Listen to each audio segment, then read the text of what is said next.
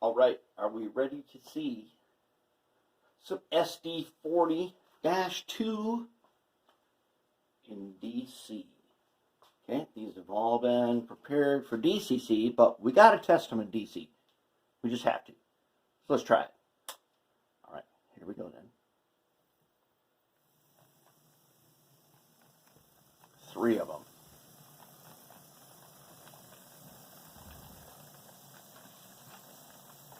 They're going around a 22-inch radius.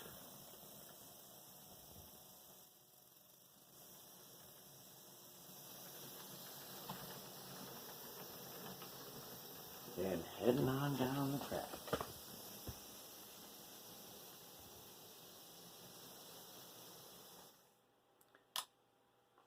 Listen to the grumble.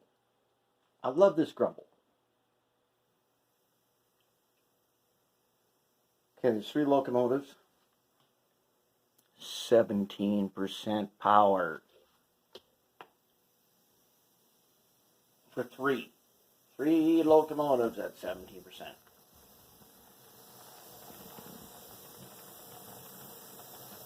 $22 no problem. Now, I already tried them on the 15, and the 15 is kind of a no-go for these, and I didn't really want to mill them out and make them 15 because they're never going to need that.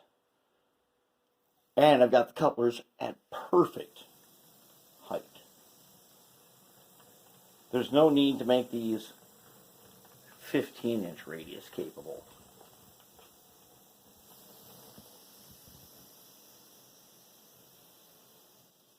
Oh man, you hear that? Listen carefully to that sound that I love. These are getting sound decoders in them. And so they just listen to their sound. You tell me.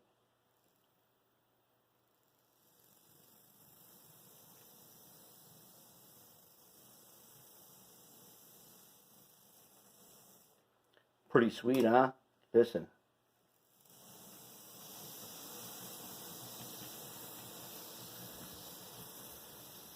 How about we set them switches so that they can travel on through here, huh? Go like this, like that, like that. All right. Let's see where we get on this.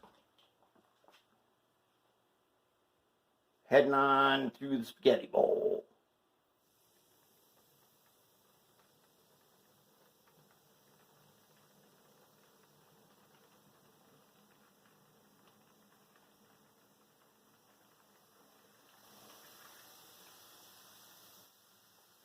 All right, their top end is not race car speed. These guys are regular old, excellent speed SD40-2s.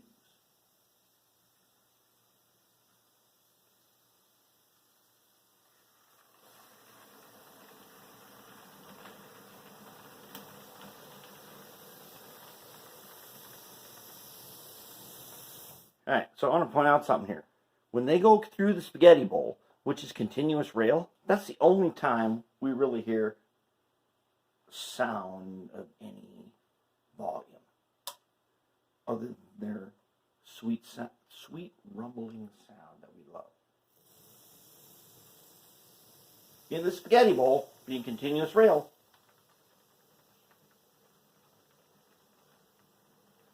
we get just a touch of rail and layout sound.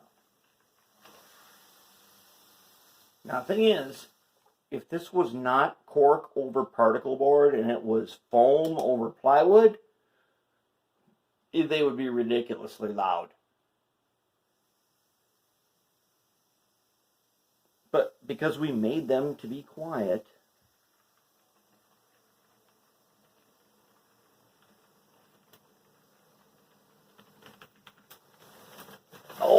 oh, that doggone it. Yeah, I've got a spot over there that has I got this one spot where, because as I told you before, I use Oxguard, and you don't need a clean track for years. The one problem is the ground effect. Ground effect Ground effect happens when you have so many axles that run over something. It's like a baker's rolling pin over dough. And these locomotives will roll out the ox guard onto an isolated frog.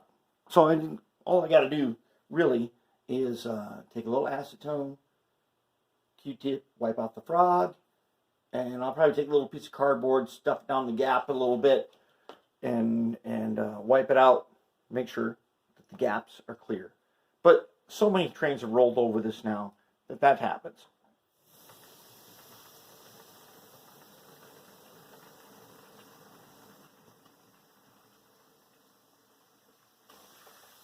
Otherwise, I'm going to have to say, in DC, these things are really, really amazing. Now, I bet I've got some switch points that do not want to cooperate right here. So we're going to creep it. Yep, I knew it. I got a couple of switch points that are not fully thrown. And this, so because I use hand-thrown switches, this happens. Let's see if we can figure out who is the culprit. Okay, good. We're gonna bring them down on the main track, on track 1. I have noticed this a little bit that because I made that thing all, it's totally hand laid, hand thrown, everything. There's a couple of switch points that I don't have the take. You don't just hand throw them. You gotta like check them too.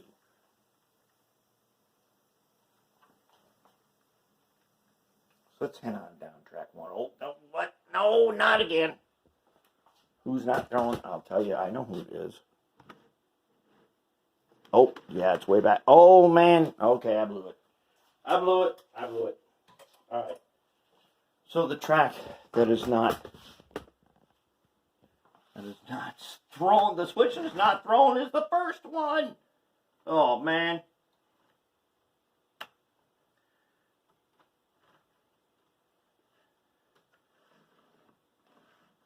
And his frog. Oh, we gotta do something about that. So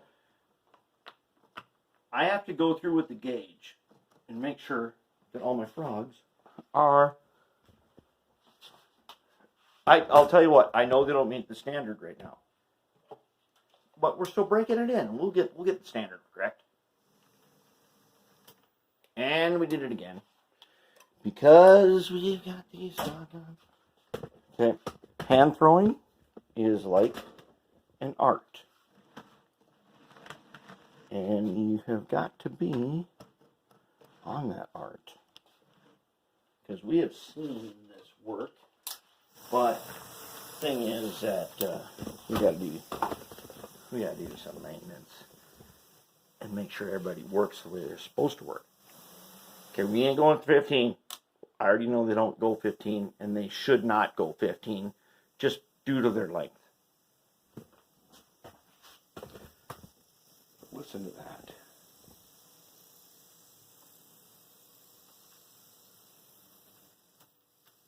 How does that sound?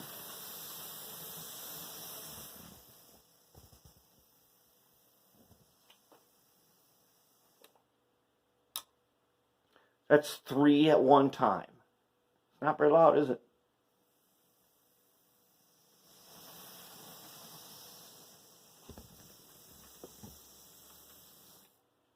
They are looking mighty nice. They sound nice. The couplers are perfectly aligned and beauty. We are literally ready to do a DCC on these guys. And because they are running so smooth and so nice, we're about ready to throw in decoders and sound on these guys. They're going to be amazing. They're going to be so amazing. Very nice. So far, excellent condition. Okay, now, let's take these guys off quick. I want to put on the shadow has been working on something, and we have done an experiment to test this something. Despite the fact that this something does shoot out flames occasionally, actually, it shoots out flames almost always if we do the wrong thing, which we already know what that is. We're going to correct it. Let's check this out. GP9.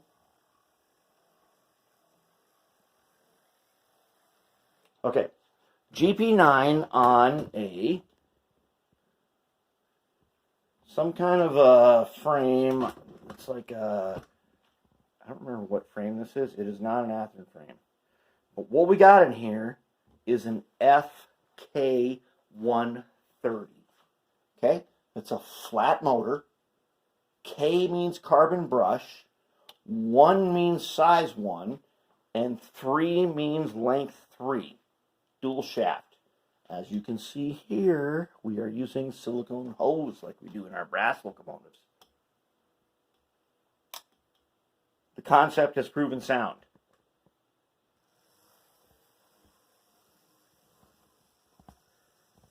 However, this frame, I can't remember what frame we're using. I can't remember exactly what frame we're using, but the thing is the trucks sit way too low, and if I go over any imperfection grade, we will get some fire shooting out. Or if I go across certain switches that turn it the wrong ways, some actual fire is going to shoot up through the frame. No, I'm not going to show you. But the concept is now sound.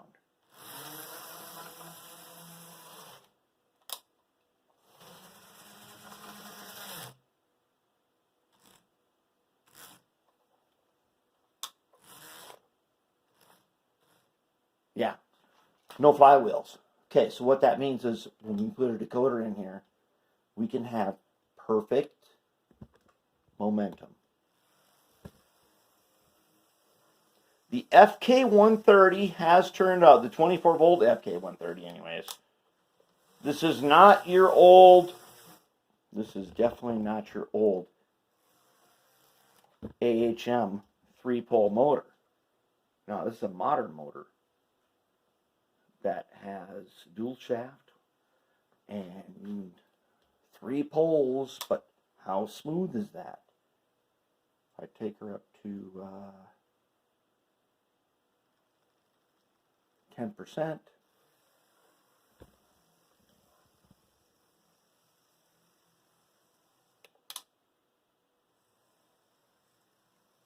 nice and slow. We're using a silicone hose. Now, using the silicone hose means that the motor has got to get a little more torque behind it, and FK130 provides that torque.